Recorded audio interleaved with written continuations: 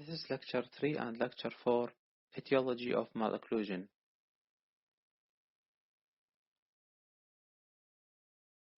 Localized factors affecting the development of the occlusion.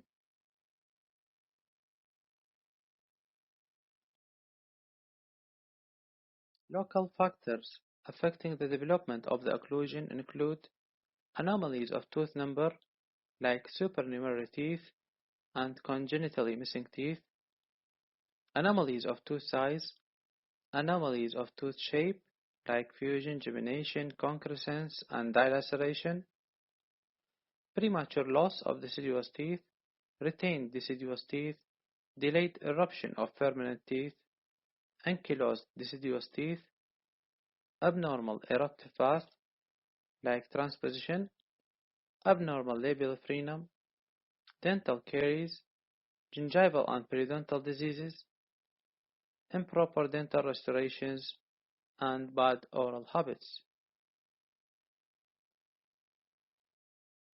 Starting with the supernumerary teeth.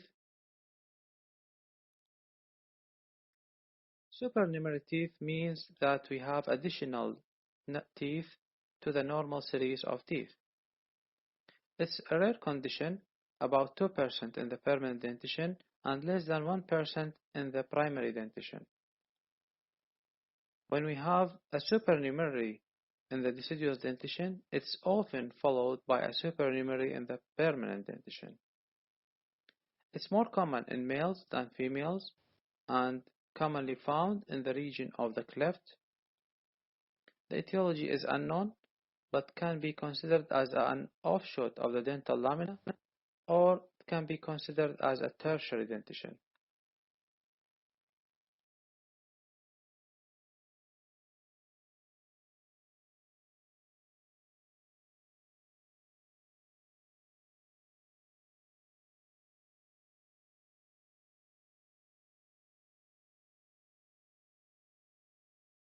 Supplemental supernumerary teeth usually occurs at the end of two series. For example, an additional lateral incisor or additional second premolar or fourth molar.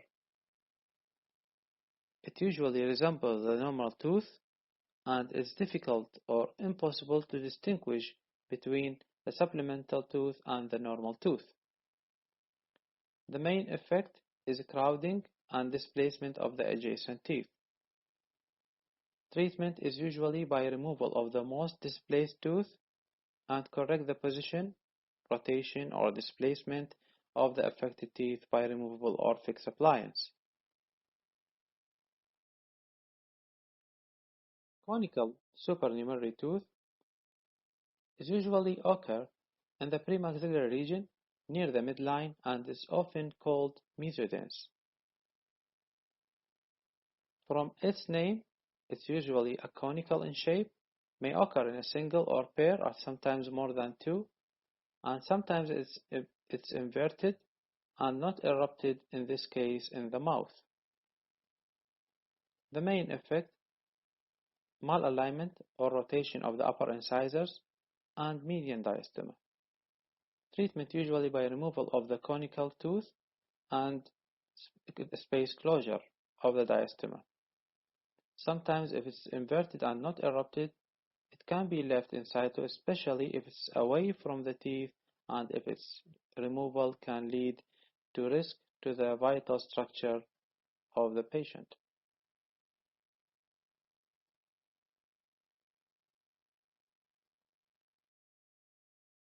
Tuberculate supernumerary tooth is usually positioned on the palatal aspects of the permanent central incisors. The shape is usually described as barrel shape. It's not usually associated with another type of supernumerary teeth. It could be unilateral or bilateral and cause delay in the eruption of the permanent teeth. Because of its late development and its typical position, the tuberculate tooth can be considered as a third dentition. The effect is delay or failure of the eruption of permanent upper central incisors. Treatment is by removal of the supernumerary tooth and create a space or maintain the space for the unerupted tooth and leave it to be erupted unaided, or sometimes it can be erupted with a removable or fixed appliance. Odontome. This variant is usually rare. It can be compound or complex tooth structure that doesn't have a specific pattern. Note that supernumerary teeth between the central incisors is called mesodense. If it's distal to the arch, it's called distomolar. If it's adjacent to the molar, it's called paramolar.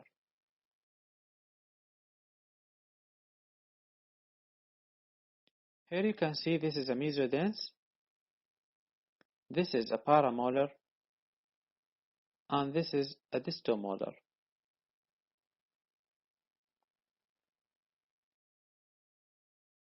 So again, the types of supernumerary teeth: supplemental, which is resemble the normal tooth; conical, which is conical in shape; tuberculate, which is barrel shape; and odontome, which does not have a specific pattern.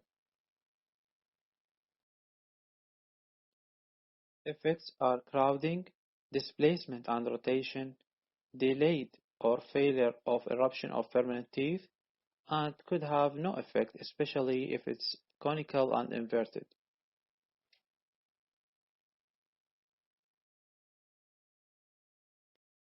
Congenitally missing teeth.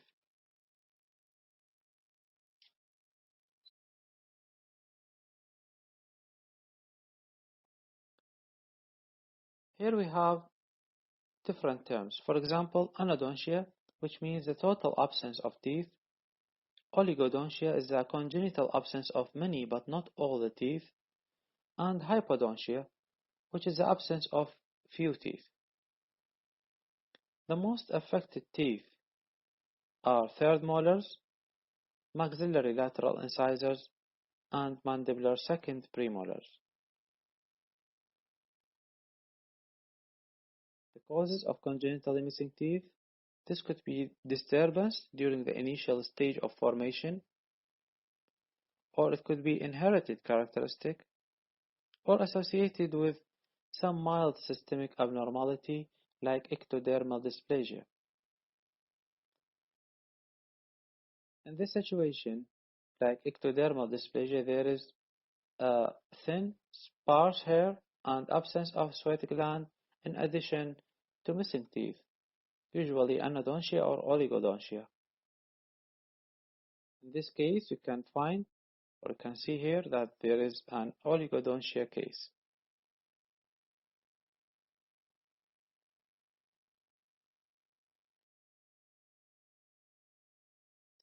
Here you can see that there is a congenital missing of maxillary lateral incisors and mandibular second premolar.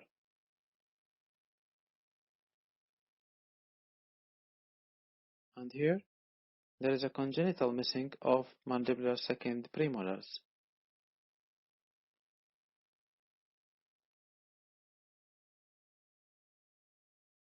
The main effect of congenitally missing teeth is space dentition.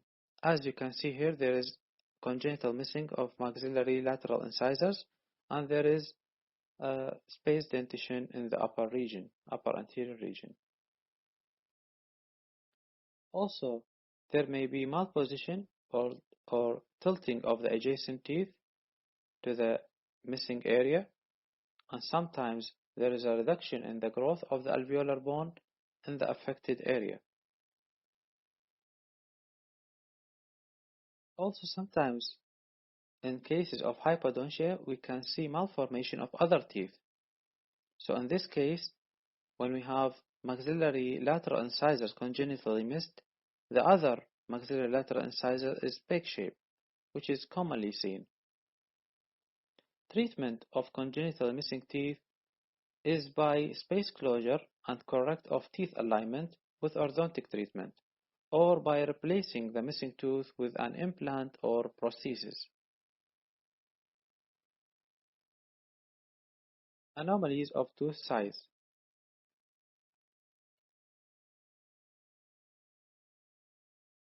Here we have either macrodontia or large teeth, or microdontia or small teeth, and the most common example here is a peg-shaped lateral incisor.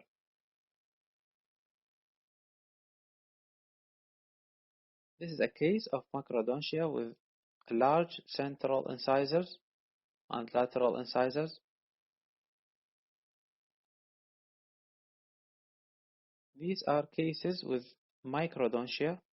You can see on the right small incisors and on the left small second premolar.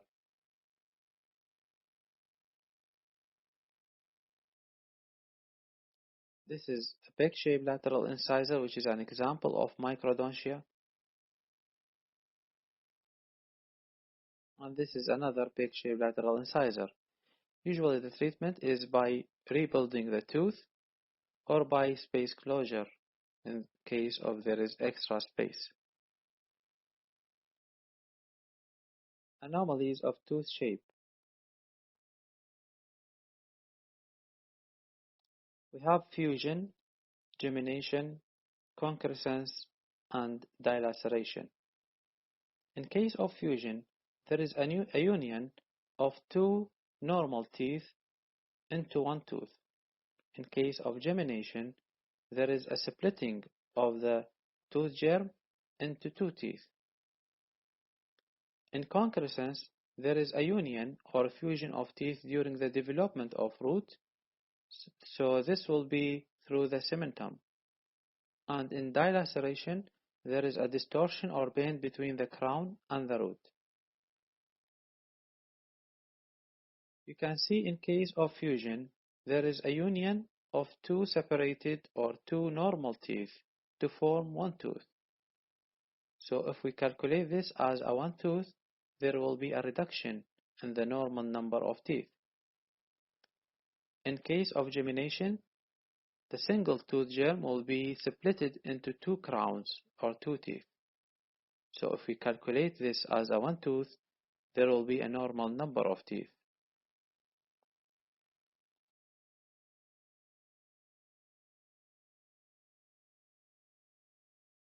If we calculate the number of incisors, we can see there are 4 incisors. That means this is a geminated incisor because there is a normal number of incisors. While here, there is a reduction in the number because there is a fusion of 2 incisors here and there is a fusion of 2 incisors here to form one tooth.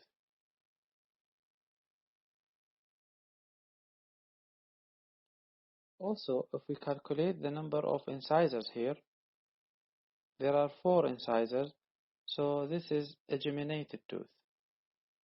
It's not fusion because there are normal number of incisors.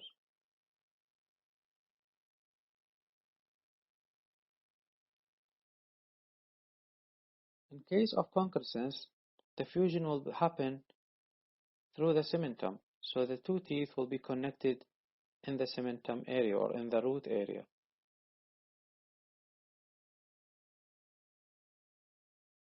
You can see here there is a concrescence. In dilaceration, there is a distortion or bend in the root or between the root and the crown. This could be either developmental or due to trauma. In case of developmental dilaceration, the affected tooth is usually a central incisor. It occurs in females more than males, and the crown that affected is usually turned upward and labially, and there is no disturbance in the enamel and dentine.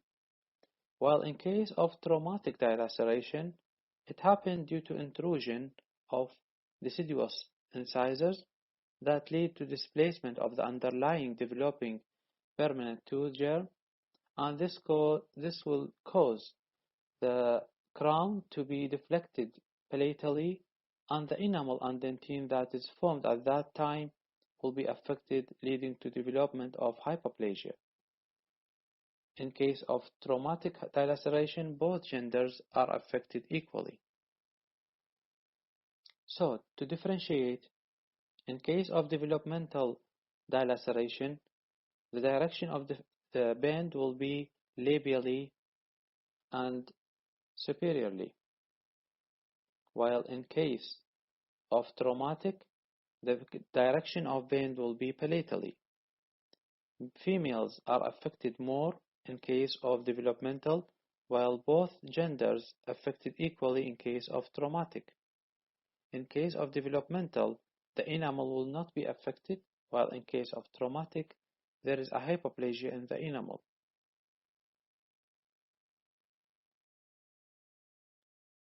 Another case of dilaceration of the molar. The management, because there is usually a failure of eruption, the dilacerated tooth, if there is a severe dilaceration, in this case the tooth should be removed, and if it's mild, this can be exposed, the crown can be exposed surgically, and then the tooth can be pulled into the arch with fixed appliance.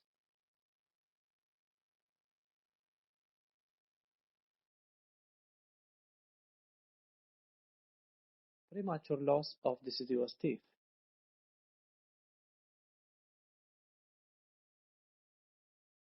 If the premature loss of deciduous teeth affected deciduous incisor, in this case we have little impact because these teeth are relatively shed early in the mixed dentition, so they are quickly replaced by a permanent dentition and the problem will be limited.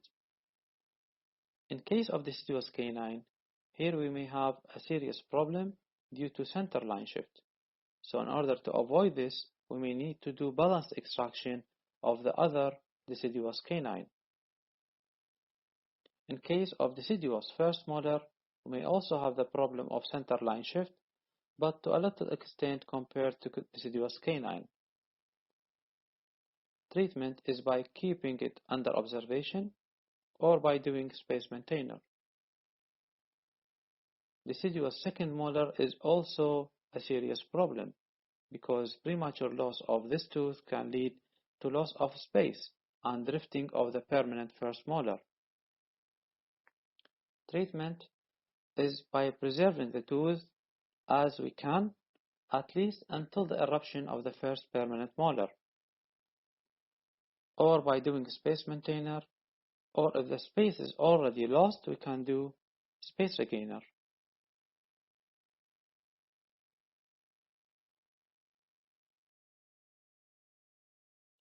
You can see here there is a space loss in the deciduous second molar area compared to the other side.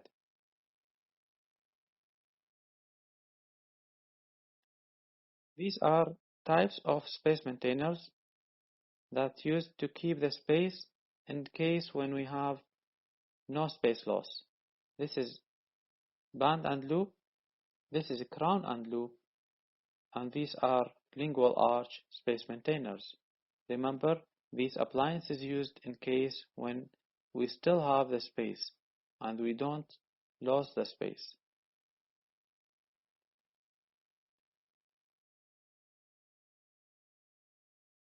This is a distal shoe space maintainer, and it's used when there is a premature loss of second primary molar before the eruption of the first permanent molar. The importance of this appliance is to direct the eruption of the first permanent molar without drifting into the second premolar area.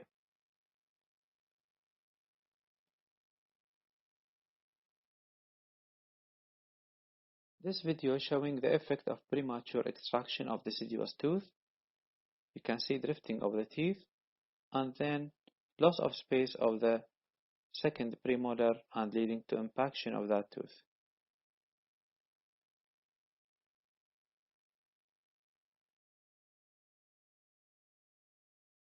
Another example of premature loss of second primary molar.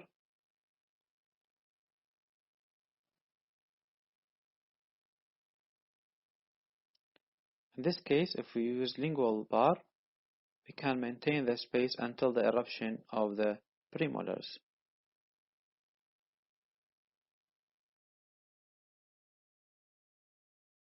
Another video.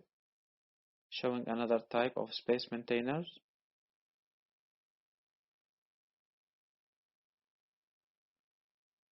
In this case, this type is band and loop space maintainer that can use to maintain the space for the erupting tooth.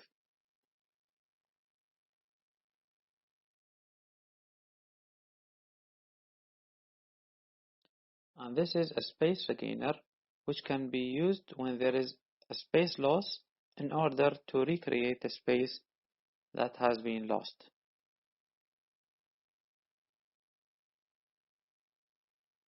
So space maintainer can be used if there is enough space for the eruption of the permanent tooth, and the space regainer can be used when there is a loss of space in order to reopen the space.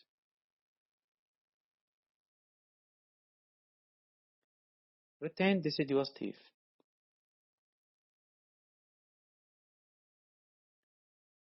If there is a difference in the shedding of the contralateral deciduous teeth of 6 months and more, we can consider this tooth as a retained deciduous tooth. If this case is left, this can lead to displacement of the eruption of the underlying permanent tooth, so there will be crowding or displacement into crossbite position, or maybe an impaction of that tooth.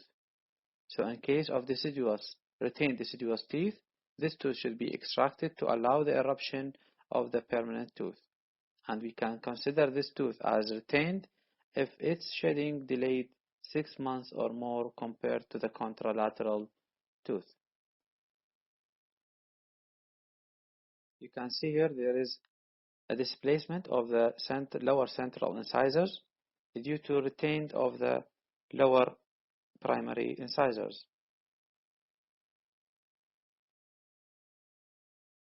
Delayed eruption of permanent teeth.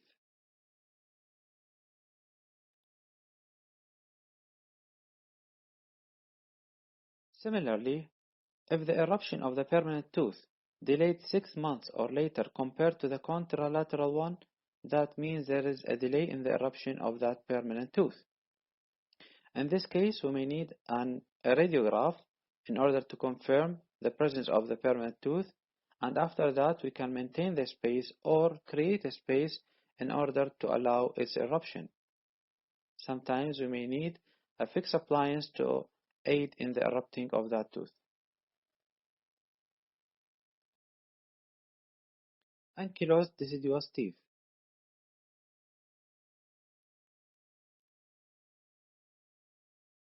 Ankylosis means union of the root or part of the root directly to the bone, so there is no intervening periodontal membrane, and this may be associated with a past history of trauma or apicectomy. In this case, the treatment can be involved surgical removal of the ankylosed tooth in order to allow the eruption of the permanent tooth. You can see here the ankylosis of the second primary molar lead to the deflection in the eruption path of the second premolar. Notice here the ankylosis of the second primary molar. This can lead to the development of infraocclusion of that tooth and sometimes impaction of the permanent tooth.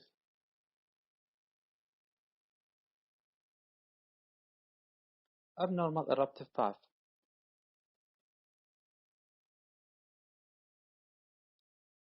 Usually teeth erupted after passing through a distinct path of eruption, but sometimes these teeth can be deflected from this path, especially the maxillary canine, and there are various reasons that have been attributed for this behavior.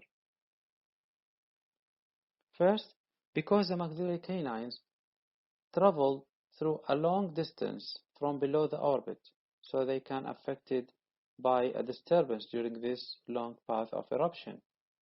Second, it's the last tooth in the anterior region to be erupted, so its space can be occupied by the anterior or posterior teeth, especially when there is a discrepancy in the tooth size arch size. And the canine is usually affected by the position of the maxillary lateral incisor. So if there is any abnormal position of the lateral incisor, or if it is missed, that lead to the development of abnormal path of eruption of the maxillary canine. You can see these two figures below showing abnormal eruptive path of the maxillary canines.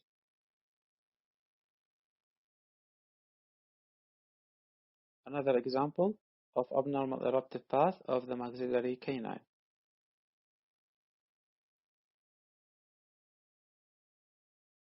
And the lower canine here is positioned abnormally due to abnormal eruptive path. Transposition.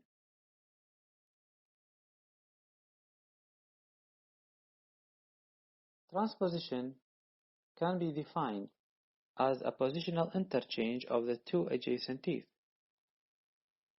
It's usually associated with a genetic component, and it can commonly occur between the canine and the first premolar. It could be either partial or complete transposition. You can see here this is a complete transposition between the canine and the first premolar. And in this patient, you can see here there is a complete transposition between the canine and the first premolar. And here there is a partial transposition between the canine and the first premolar. Notice also in this case, there is a peg-shaped lateral incisor, and there is a retained deciduous canines.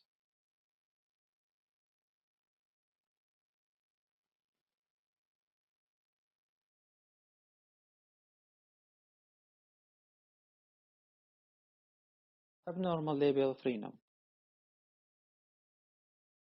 At birth, the labial frenum is attached to the alveolar ridge with some fibers crossing over and attaching with the lingual dental papilla.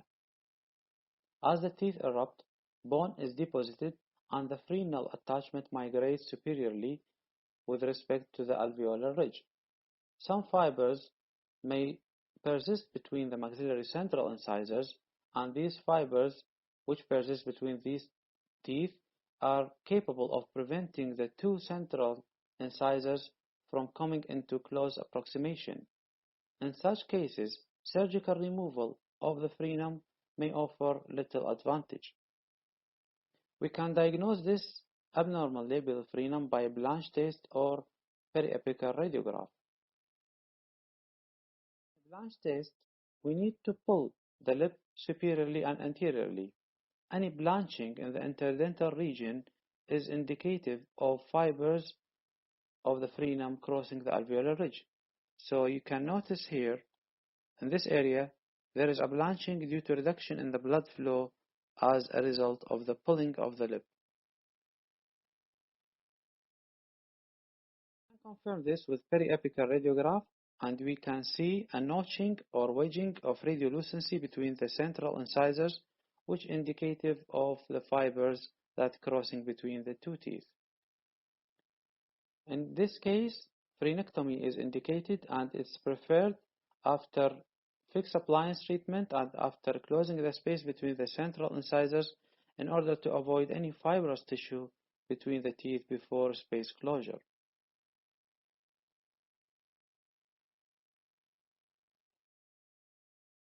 Dental caries.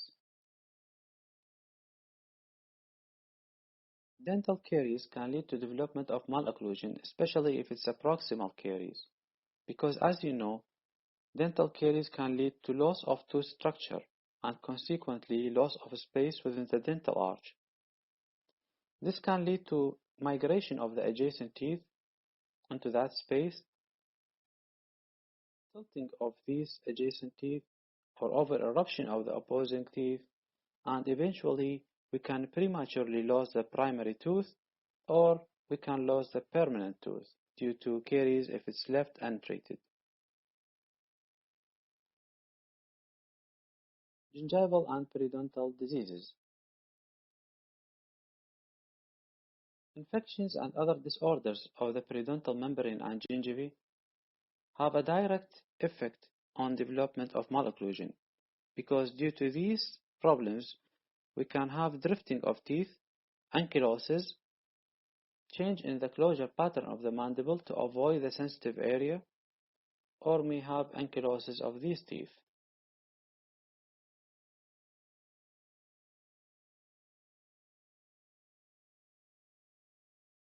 Improper dental restorations.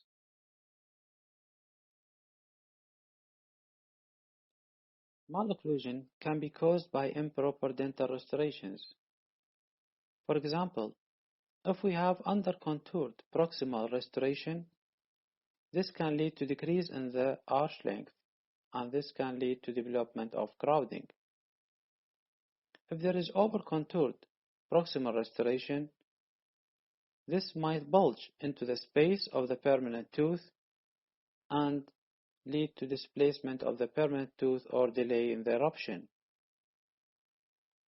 If there is overhang or poor proximal contacts, there may be periodontal problems, and this can lead to drifting of teeth and other problems related to periodontal diseases. If there is over-contoured occlusal restoration, there may be functional shift of the mandible during closure, because these may be premature contact and can lead to deflect the mandible during closure. If there is under-contoured occlusal restoration, this can lead to over-eruption of the opposing dentition.